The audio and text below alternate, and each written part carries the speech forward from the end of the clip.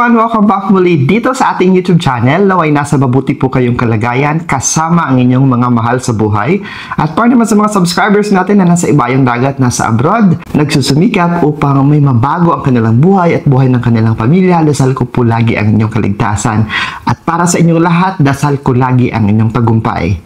Sa vlog nating ito, pag-uusapan natin, ibabahagi ko sa inyo ang inyong mga gagawin, mga dapat nating gawin at huwag kakaligtaan sa paghahanda natin sa bagong taon. Kaya nandito po ang listahan na kailangan nyong gawin upang maging maswerte at umunlad ang inyong buhay sa 2025.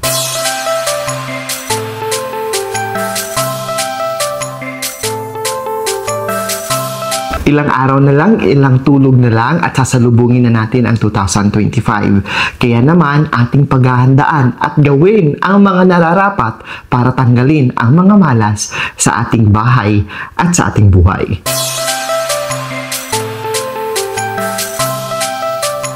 Unang-unang dapat gawin, at hindi ko kinakaligtaan ito, declutter. Unahin baguhin ang pundasyon ng ating mga tahanan. Ang pagdideclutter ay proseso ng pag-aalis ng mga hindi na kinakailangang bagay, mga gamit o dokumento sa iyong buhay tulad ng mga lumang gamit, basurang papel o mga bagay na hindi na ginagamit. Mahalaga ang pagdideclutter dahil mga sumusunod na benepisyo. Mga benepisyong pagdating sa pisikal at sa kalusugan. Una, makakabawas ito ng stress. Ang mga cluttered na lugar o magulong mga lugar ay nagdudulot ng stress at pagkabalisa. Pangalawa, pagpapabuti ng ating kalusugan. Ang malinis na kapaligiran ay nagbabawas ng pagkakaroon ng sakit tulad ng mga allergy at asthma. Pangatlo, mas madali nating maaayos at nalilinis ang ating tahanan. Ang mga decluttered na lugar ay mas madaling linisin at lalong-lalo na mas madali na natin itong i-maintain. Pagdating naman sa mental health natin, yes, may benepisyo po ang pagdideclutter ng ating mga tahanan pagdating sa mental health. Una, nakakabawas ito ng anxiety. Ang mga magugulong lugar ay nagdudulot ng pagkabalisa at anxiety. Nagpapataas din ng productivity. Ang mga decluttered na lugar o nakaayos na mga lugar ay nagbibigay ng mas malinaw na pag-iisip at nagpapataas ng ating productivity. Kasama dito ang pagpapabuti ng ating mood. Ang mga malilinis at nakaayos na kapaligiran ay nagpapabuti ng mood at nagiging masayahin ang tao. Pagdating naman sa pananalapi, kaya sinasama ko ito sa mga gabay sa pungsoy dahil meron ding itong benepisyo pagdating sa pera o pananalapi. Una, pagtitipid. Ang pag-declutter ay nagbibigay ng pagkakataon na mabenta ang mga hindi na kinakailangan mga bagay. Nakakabawas din ng gastos. Ang mga decluttered o nakaayos na lugar ay nagbabawas sa gastos sa paglilinis at pagpapanatili ng ating mga lugar. Pangatlo, pagtaas ng halaga ng ari-arian. Ang mga decluttered na lugar ay tumataas ang value ng ating property. Narito ang hakbang ng pagdideclutter. Una, simulan sa maliliit na lugar. Simulan sa isang maliit na corner tulad ng mesa, ng cabinet natin. That would help. Pangalawa, tukuyin ang mga hindi na kinakailangang bagay. Mga bagay na hindi na ginagamit o talagang wala ng silbi para sa atin.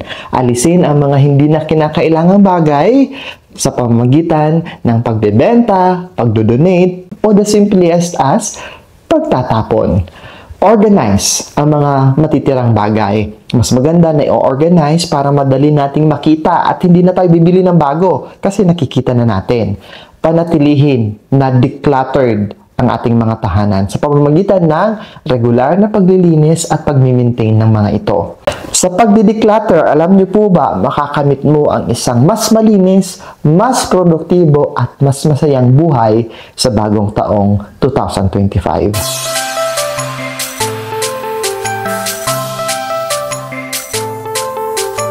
Pangalawang payo, maglagay tayo ng mga barya o pera sa mga sulok, sa mga cabinet, sa loob ng mga cabinet, sa mga lalagyan ng mga damit, sa mga bag na hindi natin na ginagamit, sa mga sulok-sulok.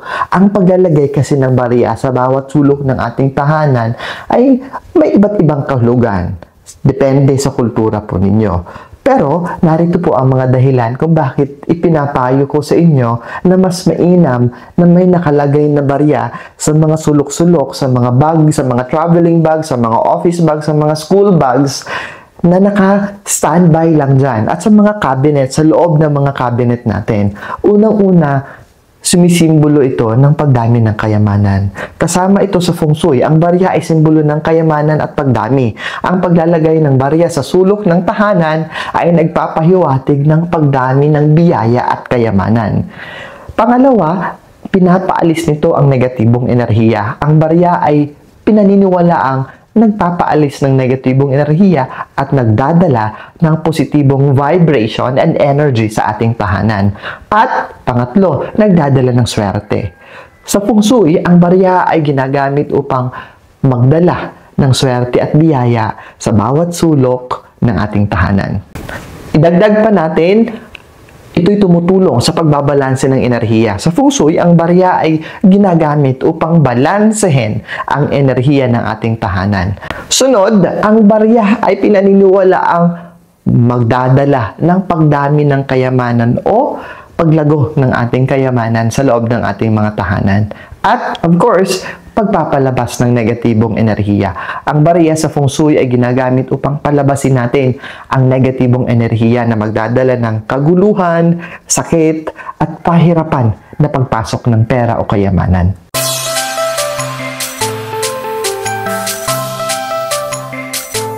Ito'y payo para sa mga negosyante. Sa mga negosyante o kahit yung hindi, kung pahirapan ang pagpasok ng pera o di kaya napapansin ninyo na matumal ang benta, magbigay ka.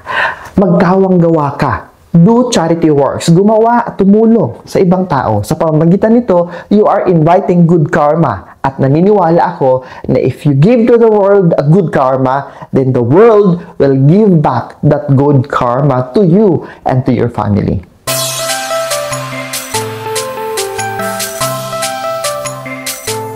Mahalaga, kailangan tayong magpatawad. Magpatawad tayo tulad ng pagdideclutter natin at pagdidetach natin sa mga lumang bagay. Isa sa pinaka-epektibong pamamaraan para umunlad tayo ay matuto tayong magpatawad kahit hindi hingin sa atin. Not necessary na lalapitan pa natin yung tao. All you need to do ay kausapin mo ang Diyos. Yung Diyos na pinaniniwalaan mo at sabihin mo na pinapatawad mo na ang taong nakasakit ng damdamin mo at mataimtim mong sabihin rin sa sarili mo na pinapatawad mo na siya. At para mas maging matibay ang pagpapatawad mo sa mga taong nagkasala sa iyo ay huwag mo na silang pag-isipan pa ng masama. Huwag mo na silang i-stalk at huwag mo nang alamin ang mga nangyayari sa buhay nila. Mag-move forward ka na para umusad rin ang buhay mo.